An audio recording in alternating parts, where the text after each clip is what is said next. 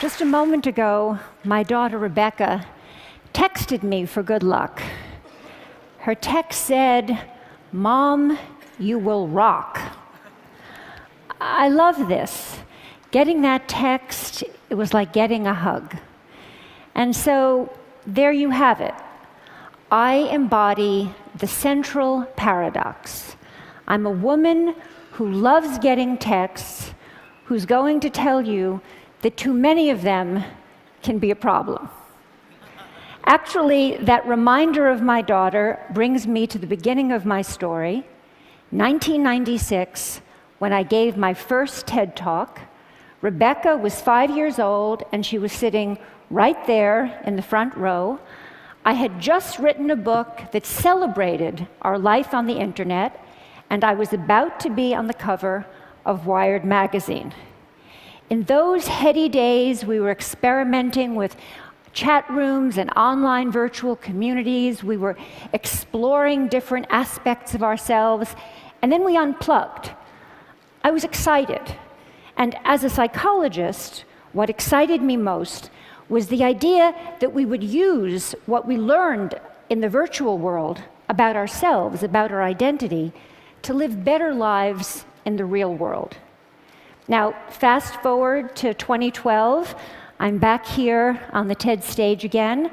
My daughter's 20, she's a college student. She sleeps with her cell phone. So do I. And I've just written a new book, but this time it's not one that will get me on the cover of Wired magazine. So what happened? I'm still excited by technology, but I believe, and I'm here to make the case, that we're letting it take us places that we don't want to go. Over the past 15 years, I've studied technologies of mobile communication, and I've interviewed hundreds and hundreds of people, young and old, about their plugged-in lives. And what I've found is that our little devices, those little devices in our pockets, are so psychologically powerful that they don't only change what we do, they change who we are.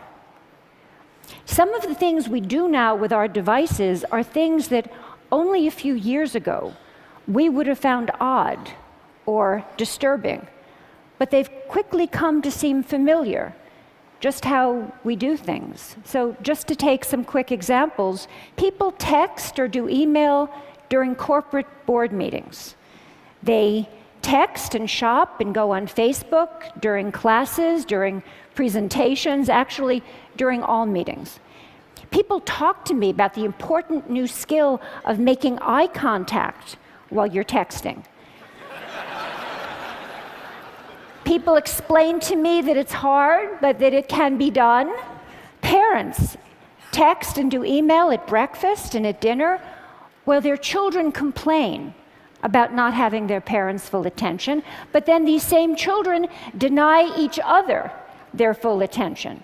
This is a recent shot of my daughter and her friends being together while not being together. And we even text at funerals. I study this. We remove ourselves from our grief or from our reverie, and we go into our phones. Why does this matter? It matters to me because I think we're setting ourselves up for trouble.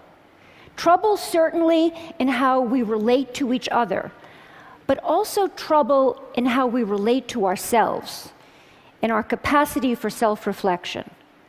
We're getting used to a new way of being alone together.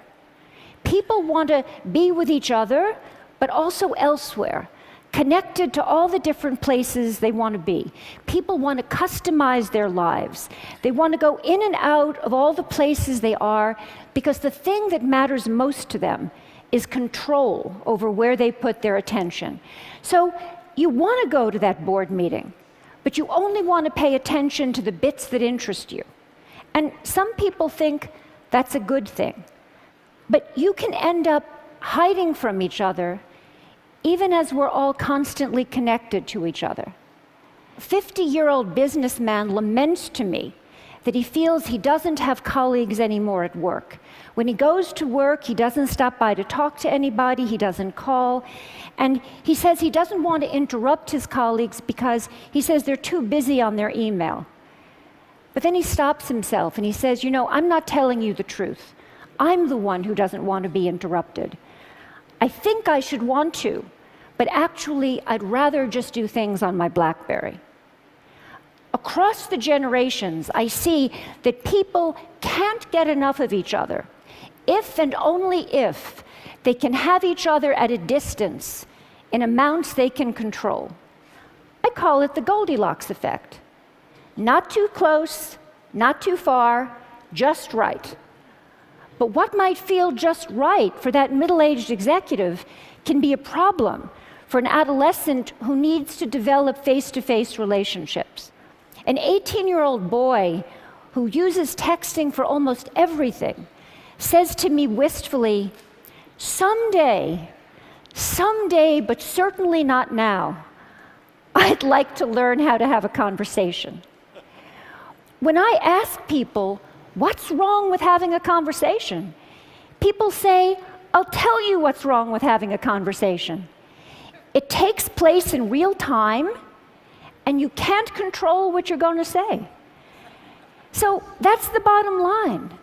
Texting, email, posting, all of these things let us present the self as we want to be. We get to edit, and that means we get to delete. And that means we get to retouch the face, the voice, the flesh, the body. Not too little, not too much, just right. Human relationships are rich, and they're messy, and they're demanding. And we clean them up with technology.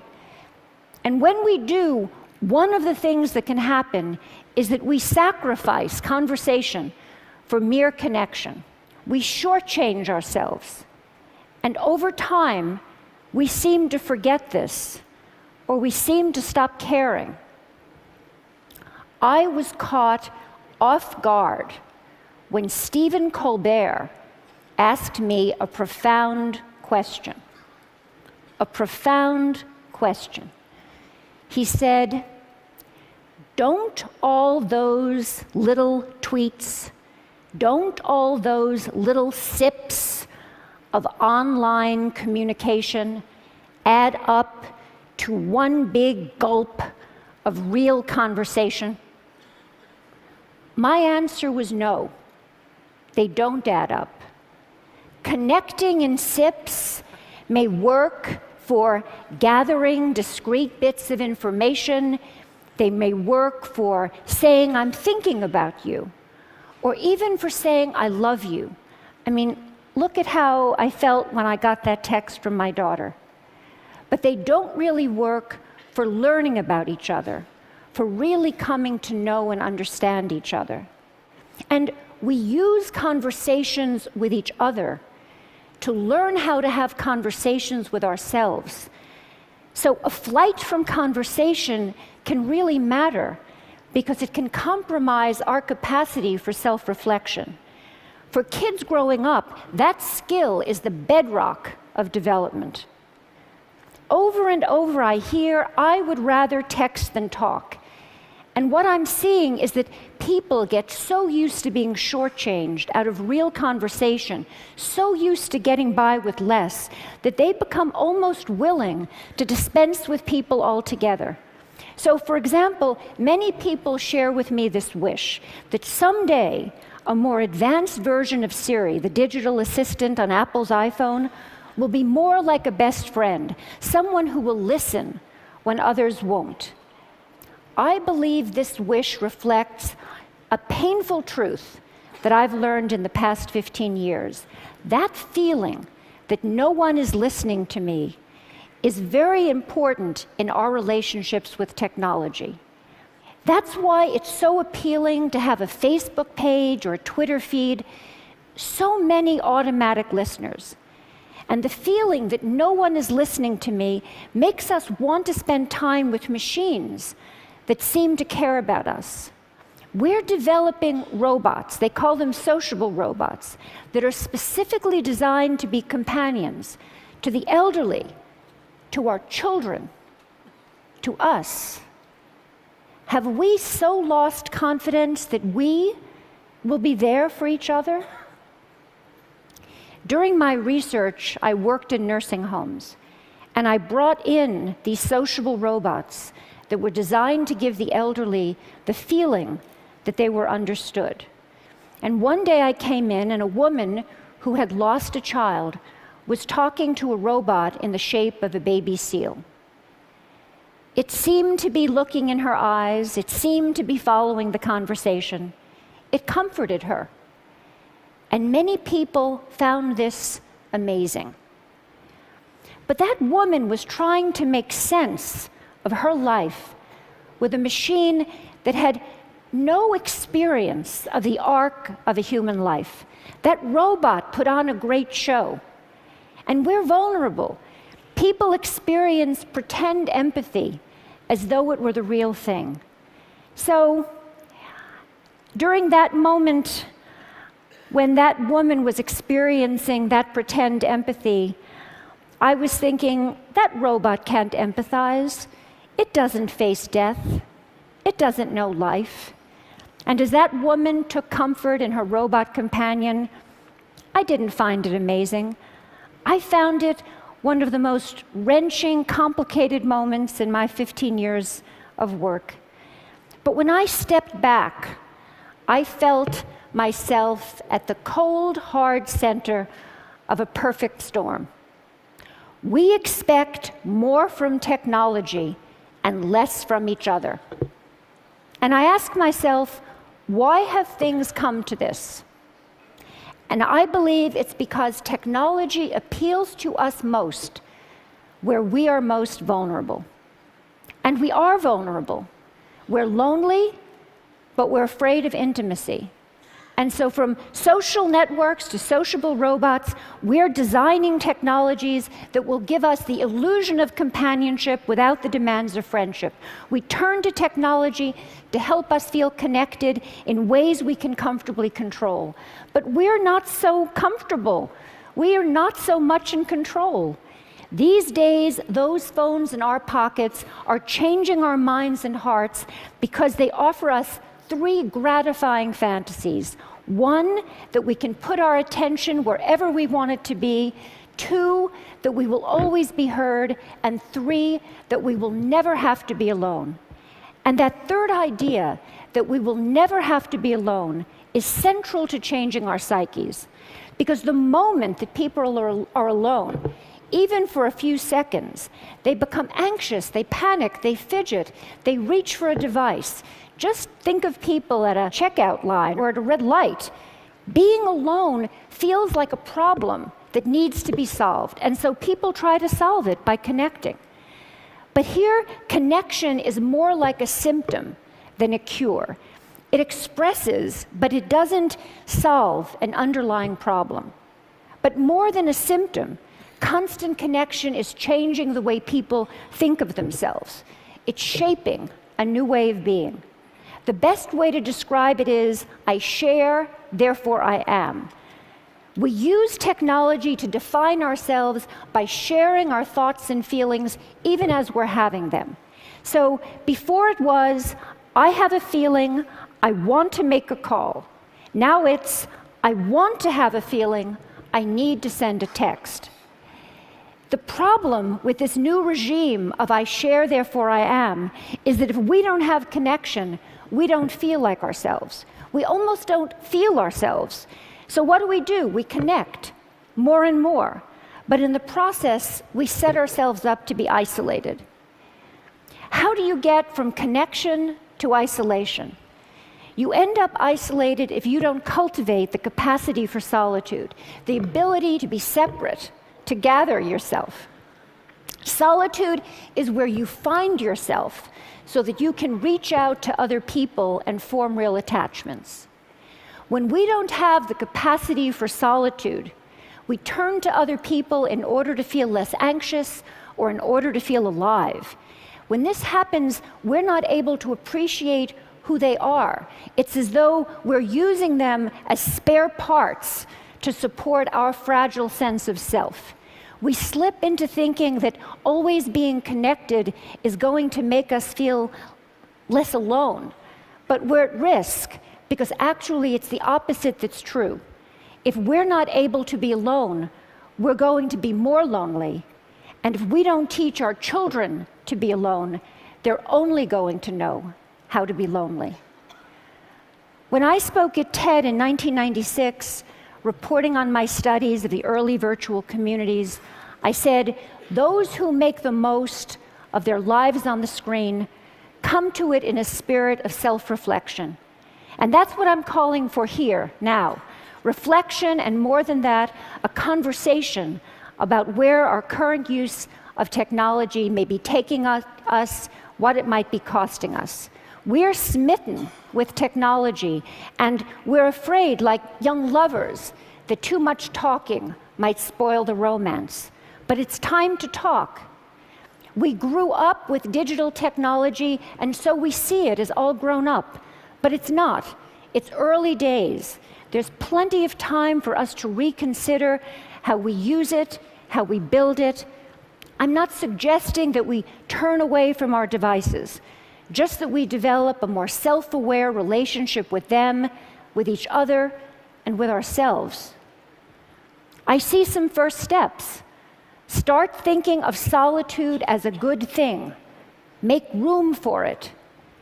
Find ways to demonstrate this as a value to your children. Create sacred spaces at home, the kitchen, the dining room, and reclaim them for conversation. Do the same thing at work. At work, we're so busy communicating that we often don't have time to think. We don't have time to talk about the things that really matter. Change that. Most important, we all really need to listen to each other, including to the boring bits, because it's when we stumble or hesitate or lose our words that we reveal ourselves to each other. Technology is making a bid to redefine human connection, how we care for each other, how we care for ourselves, but it's also giving us the opportunity to affirm our values and our direction. I'm optimistic. We have everything we need to start. We have each other, and we have the greatest chance of success if we recognize our vulnerability, that we listen when technology says it will take something complicated and promises something simpler. So in my work, I hear that life is hard, relationships are filled with risk, and then there's technology. Simpler, hopeful, optimistic, ever young. It's like calling in the cavalry. An ad campaign promises that online and with avatars, you can, quote, finally, love your friends, love your body, love your life. Online and with avatars. We're drawn to virtual romance, to computer games that seem like worlds, to the idea that robots will someday be our true companions.